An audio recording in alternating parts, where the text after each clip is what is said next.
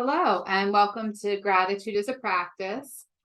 This is being recorded today, and it was performed live on Tuesday, August 22nd, 2023. I'm Nicole Perskie. I'm with the New Jersey Lawyers Assistance Program, and this is part of Wellbeing Wednesdays, which are taking place at the New Jersey State Bar Association.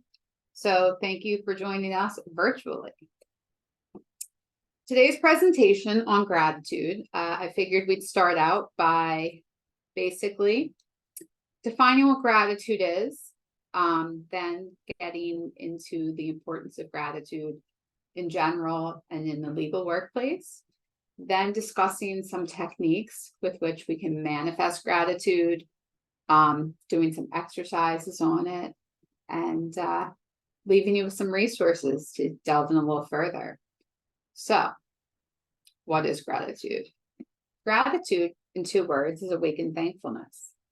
In a few more words, per Webster's Online Dictionary, it's the state of being grateful, a warm, friendly feeling towards a benefactor, kindness awakened by a favor received, thankfulness, the centrality of the virtue to good character overall. Pause here. I need to get my cord. Okay, there we go. And basically, the centrality of the virtue to good character overall, it has a meta-ethical reason in that it is heavily emotive among the virtues. What that means is that feelings and attitudes define gratitude. It's a virtue with particular power, and it affects how a person perceives the world and expects others to behave. What that means is it can be contrasted with something like, let's say, courage, for example. To be courageous, one has to take the act. You can't just feel courageous, you have to take an action. Same thing with generosity, right? You have to take an action. You can't just feel generous, you have to do something to demonstrate generosity. That's not to say that if you feel grateful, that expressing your gratitude by reciprocating doesn't make it more worthy than just the feelings alone. Taking an action does reflect serenity, sincerity, but it still shapes character, the feeling of gratitude, without the direct reciprocal action. And we have a quote by Cicero that gratitude is not only the greatest of virtues, but the parent of all the others. Okay. So, gratitude is an emotion. As an emotion, it makes people feel happier. There's considerable research being performed on that by the John Templeton Fund in particular. They indicated that in recent times, there's been a significant uptake in the amount of papers, research, and citations on gratitude. In, I believe it was 2008, there was 21 papers on gratitude, up to 111 in 2015. And 2,300 people cited their recent article on blessings versus burdens.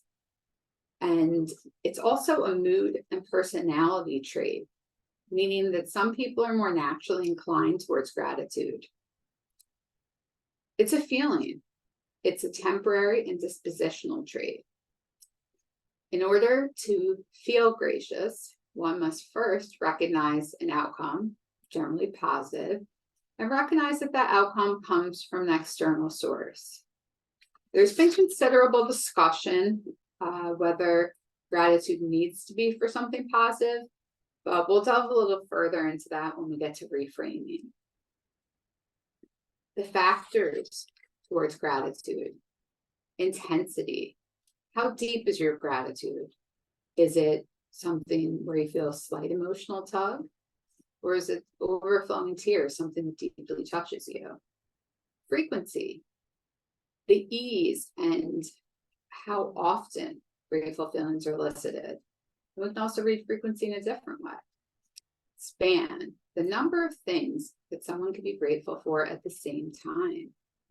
And density, the number of people for which a person can be grateful to for a single outcome. So gratitude can saturate all attitudes and infuse into character. And it's something that can be learned. There's considerable studies on the factors and how it can work towards your well-being. And I'll cite some sources. And at the end, there's also some additional reading that you can do if you're interested, as well as some studies. So why cultivate gratitude?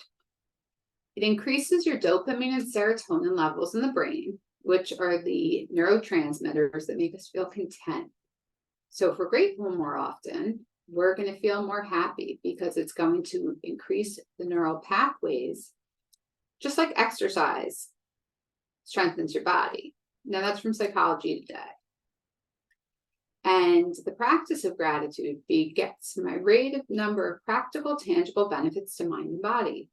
Research has shown that practicing gratitude boosts the immune system, bolsters resilience to stress, lowers depression, increases feelings of energy, determination, strength, and even helps you feel better and sleep better at night.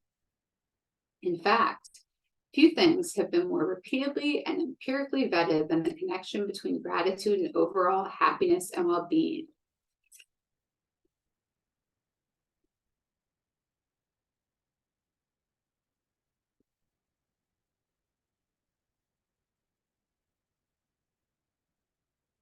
So I just wanted to pause and give everybody a chance to consider that.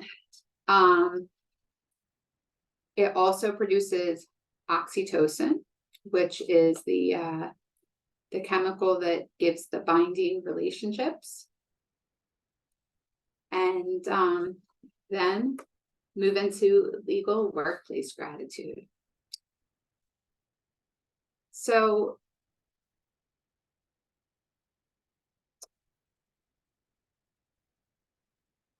in the legal workplace, as in many workplaces, but especially in the legal field, it can be challenging sometimes. There's a variety of different pressures.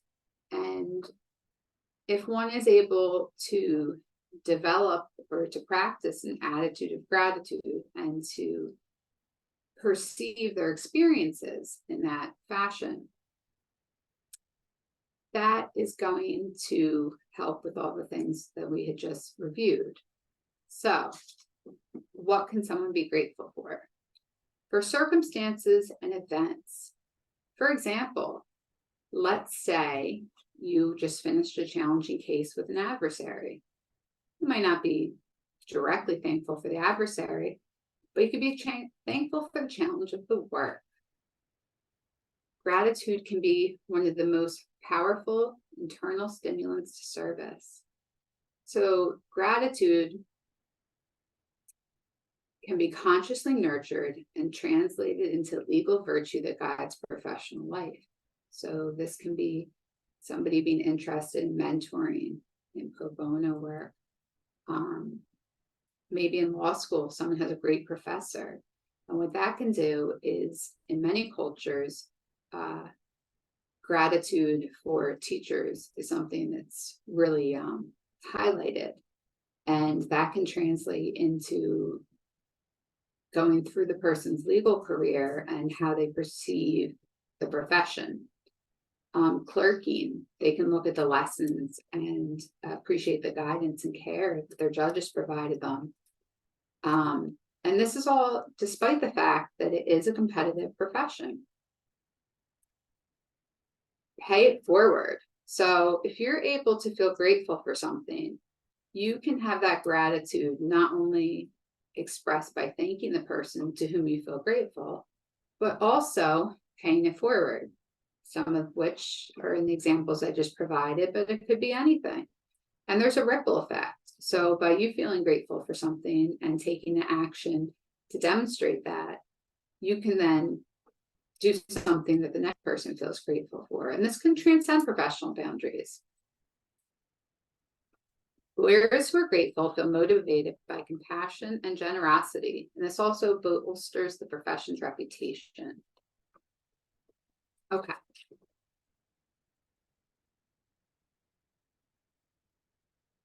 So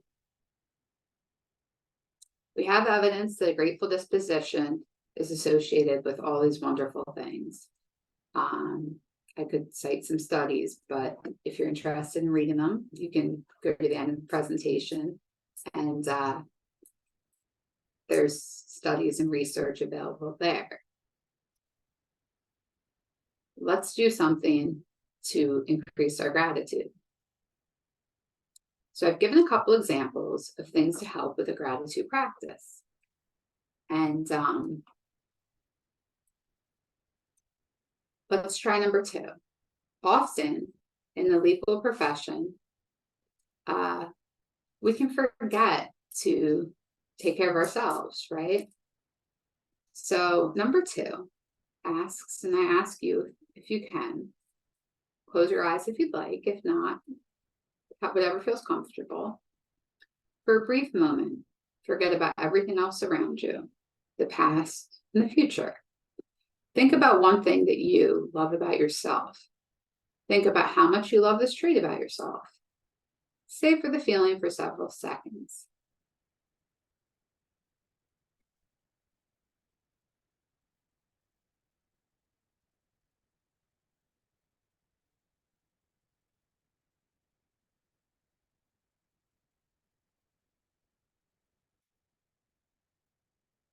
So eventually, such seconds will feel like reliable, undeniable self-love. And that's a gratitude practice for oneself. Some of the other examples provided include 3 times a day, scanning your environment for a couple things and people that you're grateful for, and thanking in your mind for those. Also savoring the feeling for several seconds. Another example is forgetting about the past and considering where you'd like to be in 5 to 10 years. Thinking about how good it'll feel to reach that goal, savoring that feeling. It'll feel like you're constructing a future for yourself, which is a gratitude practice for life in all of its stages. But it doesn't mean you're forgetting to be grateful for where you are now, or that you're not staying in the present moment. It's instilling hope for the future and adding meaning and value to the present moment. So you're kind of anchoring where you are to where you want to be. And just some more evidence. A grateful disposition is associated with better heart health. The heart rate variability is lower. And it's not associated with lower hospitalization rates, but there is a higher self-reported adherence to medical advice. Okay. So we've heard about some research. We've done our first practice. Let's do something else that I think is kind of fun. And another way, maybe we could tap into gratitude. If you're interested, I call this part finding the frequency. Take it for what you will, but there's theories that the frequency of gratitude is above joy and below peace. 540 megahertz. Meditations can assist with tuning in, and there's obviously traditional meditations, mindfulness meditations, guided meditations, other types of meditations. So there's affirmation meditations, my favorite, which are binaural beats. There's courses. And I'm going to play a minute of what I enjoy listening to. These are called binaural beats, and I went onto YouTube and I specifically searched for gratitude, and this is 528 megahertz.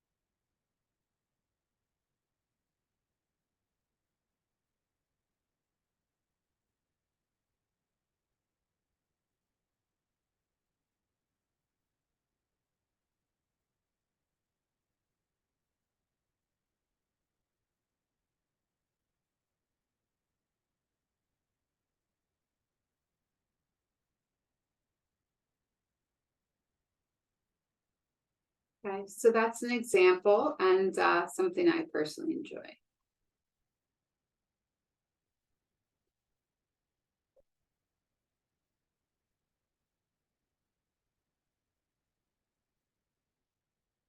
So the next are prompts. This is another technique to tap into gratitude. Here, and we can go with a personal example. You're to think of something specific that someone did in your workplace.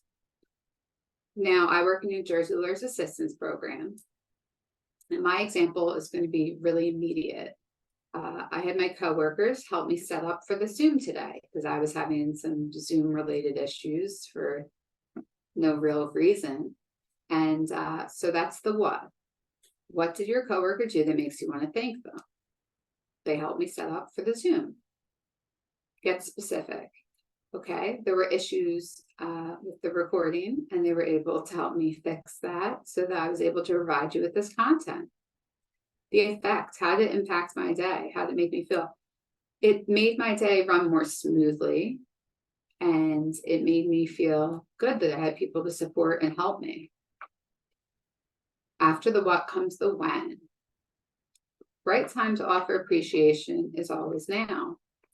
So now I'm saying thank you, and that I greatly appreciate the assistance provided today by both Daphne and Noreen. And Noreen really took the time to go through a variety of troubleshooting measures with me, and that was greatly appreciated. The closer your expression of gratitude is to the action that inspired it, the more meaningful it will be to the recipient.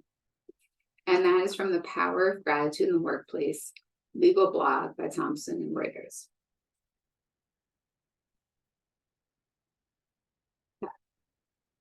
Mindsets. So your mindset, essentially, that's how you're going to look at something, a mental attitude and behavior. And a fixed mental attitude or disposition predetermines a person's response and interpretation of situations. Now, for a long time, despite considering myself open-minded, I think I had a fixed mindset. It was kind of like, I'm either a success or a failure, right? So I never would have looked at things in this growth mindset that failure is an opportunity to grow. I looked at it and failure is a limit of my abilities.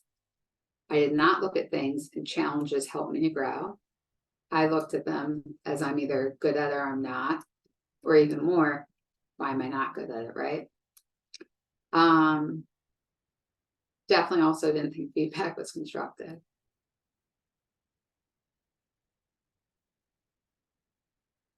Now, what I want to say is that I've learned through challenges and through what could be perceived as failure to be grateful for the experiences I've had in life. So on to regular daily stress.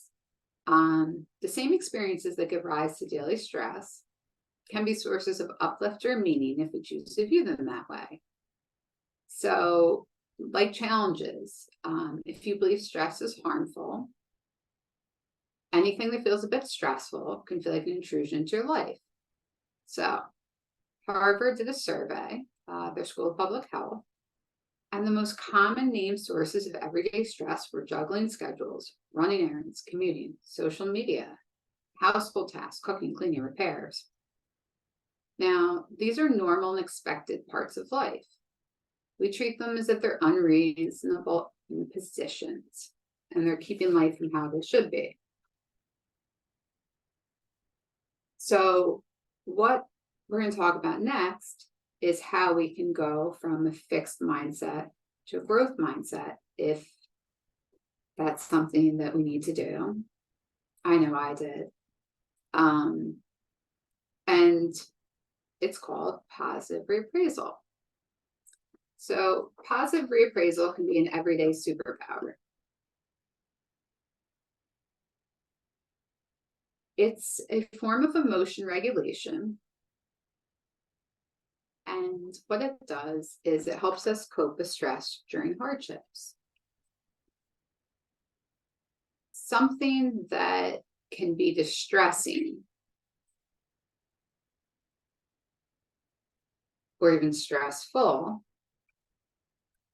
can be looked at in a way so as to generate positive emotions, including gratitude, hope, and joy during a difficult situation. So what is it?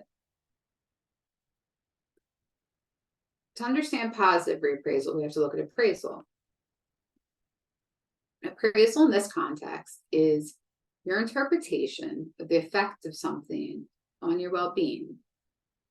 The way you think about something happening is how it's going to impact you, how it's going to impact our emotional reaction. So positive reappraisal is revisiting the initial interpretation and thinking about it in a more positive way. So we've talked about it being good for our well-being, and it's something that's come up repeatedly among people who are able to experience positive emotions in the midst of significant life stress. So I'm in recovery, and one of the tools we learn is that we're not supposed to regret the past or rush to shut the door on it. And that's a positive reappraisal. That's taking the situation, whatever it may be, and acknowledging that we're supposed to perceive it in a way that we don't wish to rewrite history. Now, that doesn't mean you're necessarily happy about something. However, it's a form of adjusting psychologically in a way to be resilient and to cope with life events. And positive reappraisals related to increased positive emotion, reduced distress, psychological adjustment, resilience, adaptive coping styles, and post-traumatic growth.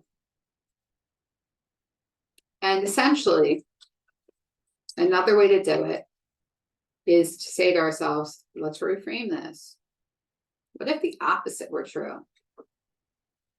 Let's take a negative or challenging situation and view it in a more positive way. Take a benefit to a negative situation that you had not considered. So for me, that's the benefit is from my experiences. I hope to help other attorneys that may struggle with similar issues. Alternatively, it can be a lesson you learn from a difficult situation. Finding something to be grateful about in a challenging situation is a type of positive reappraisal. For example, after a breakup, you could think about your opportunities to meet new people, what you learned from the relationship, and the gratitude for the time spent with the person. So, gratitude practice apps include Insight Timer, Headspace. As I mentioned, there's videos on YouTube available. For the next 21 days, if you can commit to 2 minutes a day, either just writing down what you're grateful for, or doing one of the exercises discussed in the presentation, that's going to make a difference. Try a 5-minute meditation. I like this quote. So plant your own gardens and decorate your own soul instead of waiting for someone to bring you flowers. As indicated, here's a variety of information, bunch of studies cited. I really liked the article Lawyers and Gratitude by the Notre Dame Journal of Law, Ethics and Public Policy. And a lot of interesting stuff. I'm available for questions should anyone have any. The PowerPoints are available, and that's what I've got. Thank you.